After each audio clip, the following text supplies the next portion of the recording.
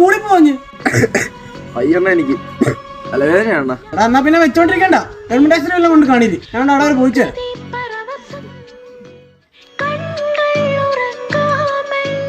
എടാ നിനക്ക് വേലത്തിൽ നിന്ന് ചൂണ്ടിടുന്നതിന് ഒരു ഗുരുവില്ലേ?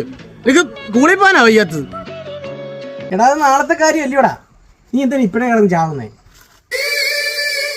എടാ എടാ ഞാൻ വിളിക്കാം, ഞാൻ ഇപ്പൊ വിളിക്കാവേ.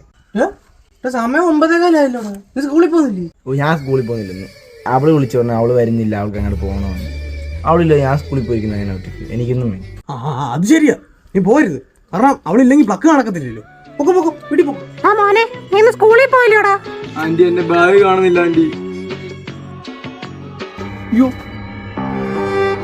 എന്താടാ എന്റെ വാഴത്തോട്ടത്തി? ഉമ്മ അല്ല എന്റെ വാഴയെല്ലാം കൊലച്ചിരിക്കുന്നത്. നീ സ്കൂളിൽ പോയില്ലടാ? അച്ഛാ എന്റെ പേന. എന്താടാ നിന്റെ പേന ചത്തുപോയ? ഇല്ല. പിന്നെ എന്റെ പേന തെളിയുന്നില്ല അച്ഛാ. പേന തെളിയുന്നില്ലെങ്കിൽ വല്ല പട്ടക്കറച്ച് എഴുതടാ, എനക്ക് നടക്കുവാ. എടാ അതൊക്കെ ഞാനൊക്കെ പഠിക്കുമ്പോ സ്കൂളിൽ പോയിരുന്നു എല്ലാ ദിവസം. എവിടെ അവിടെ തെങ്ങയിലും മാവിലും കയറി അണ്ടിയും കളിച്ച് നടന്നു, അവിടെ തോറ്റുപോയി. നീയൊക്കെ തോക്കാതിരിക്കാൻ വേണ്ടിയല്ലേ ഞാൻ പറയുന്നത്. നടക്കുവാ, നീ എന്റെ വാഴച്ചോട്ടി കയറിയേക്കല്ലേ? അയ്യോ എന്റെ വാഴ അറിയ ചേർക്കാൻ നടക്കുവാ.